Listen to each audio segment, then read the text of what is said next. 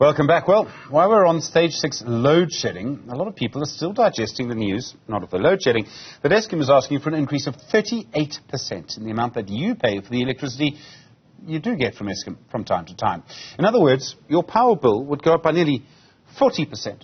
At the same time, of course, Eskom has huge debts of around 400 billion rand, doesn't have enough money to buy diesel to stop load shedding. Brendan Slade is the legal project manager at the organisation Undoing Tax Abuse. Brendan, good afternoon to you. You believe Eskom should not be able to charge an increase of 38%. Why do you believe that? Well, first of all, Stephen, thanks for having me. It's rather unfortunate, as we are conducting this interview, we are again sitting with the stage 6 load shedding. So Eskom approached NERSA in September of this year asking for roughly 38% increase, which is way beyond inflation. To us and to most South Africans out there, this is quite ridiculous. Eskom has the audacity to approach the regulator asking for an increase in that huge amount, while at the same time it's unable to provide the services it's mandated to produce. So while Eskom's operations are not functioning as it should be, it just approaches the South African public for more money in a debt spiral going forward. And that's rather outrageous for us. Okay, and you say that Eskom should only be able to charge an increase of 7%. Consumer price inflation, you reckon it should be tied to that? That's correct, yes. So, I mean, I accept that it's not fair. I don't think life is fair. If Eskom was only given a 7% increase, what do you think would happen? It's a rather grim outlook, but at the end of the day, we need to look at both Eskom and NERSA. NERSA is the regulator and Eskom is the license holder, the licensee. So we would like NERSA to have some more teeth and to scrutinize the information that Eskom provides to NERSA. It is an unfortunate position that Eskom is experiencing a downward spiral. This is unfortunately due to its own doing. So it's very unfair to try and approach the South African public who cannot simply afford basic groceries at this stage to add to their monthly expenses an increased electricity tariff of roughly 38%. It's really not sustainable. And if we consider electricity prices rising with other costs of living also rising, I mean, the South African economy is just retracting faster than we can spell it out. Okay, so Brendan, I mean, I accept everything that you say. I'm going to make my point again. Life isn't fair. What would happen if Eskom got an increase of just 7%? What do you think would happen? Eskom would likely approach NERSA again for additional increases. I'm sorry, Brendan, let me be clear. Eskom Yes. gets 7%, full stop, finish and clar. What happens to the service it provides, in your view? We would most likely see additional stages of load shedding. We would see deterioration of its current coal fleet. We would see a lot of proliferation of skill shortages. We would see a downward spiral for Eskom. That is an unfortunate reality. So all government stakeholders and the public needs to get together to work on the solution. There is not a single answer to how we can solve this crisis. So for that reason, we need the cooperation of the DMRE, we need NERSA, we need Eskom, we need the private sector, we need the IPPs, we need everybody out there, all hands on deck to solve this crisis. It's an unfortunate reality. But we cannot just stand back and accept that reality going forward and say, hands off, that's Eskom's problem. Okay. It is a South African problem at the end of the day, Steve. So you accept that a 7% increase in the tariff isn't feasible? What you've asked for isn't feasible? It is in fact not feasible, but there are solutions that we need to work on. One of the solutions is we need to sort out the electricity pricing policy first off, and that is at the head of the DMRE. That's the responsibility of Minister Gwedi Mantashe. Once that is sorted, we need to look at NERSA's methodologies. NERSA has also been told by the court to revert and to rethink and to re-strategize about how the tariffs are determined.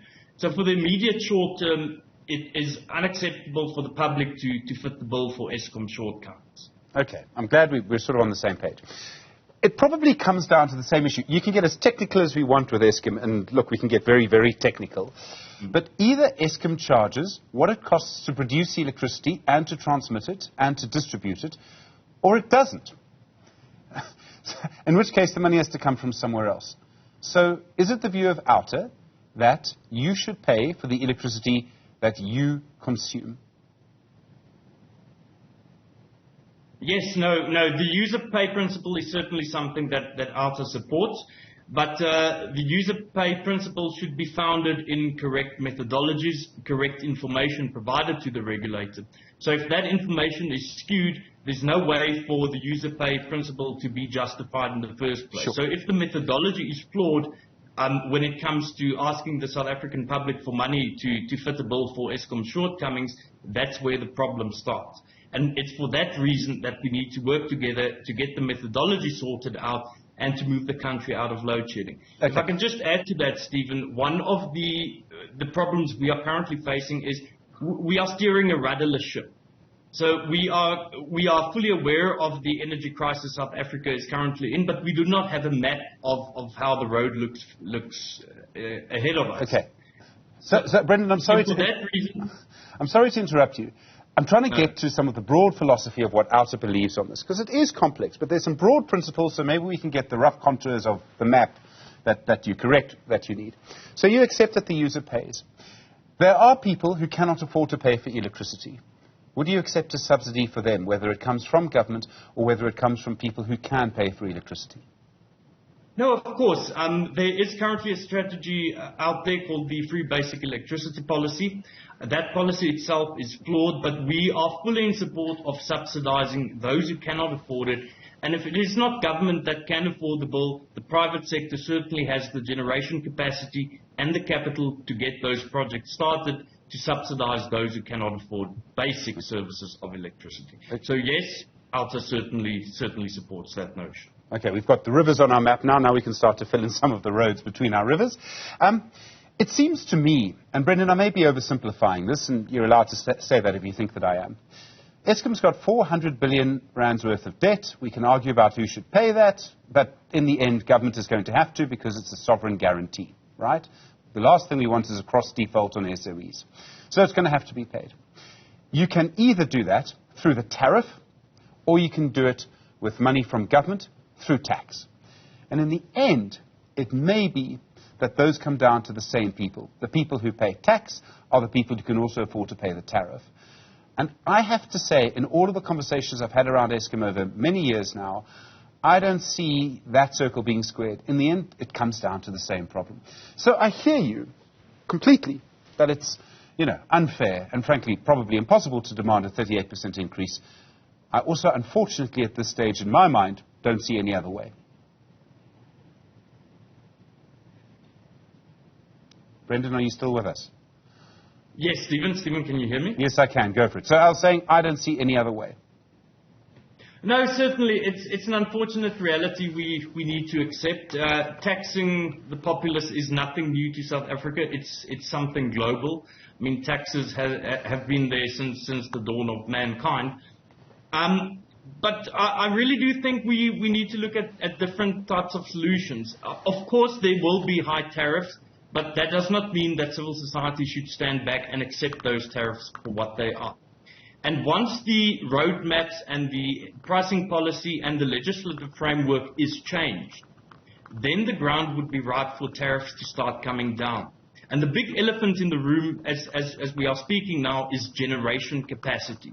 So the fact that Eskom keeps on with its coal fleet, keep on throwing money at something very similar to keeping a vintage car running, is unfortunately a spiral that is not sustainable. So once the gates start opening for proper renewable energy programs, the private sector to become involved, then we will see the margin drop. Only then will the tariff start dropping, because at this stage, Eskom has the monopoly over electricity provision in South Africa. So once we break that chain, then things will start to decline for the better in terms of tariffs. Brendan Slade, thank you. Legal Project Manager at the organisation Undoing Tax Abuse. I really appreciate the time.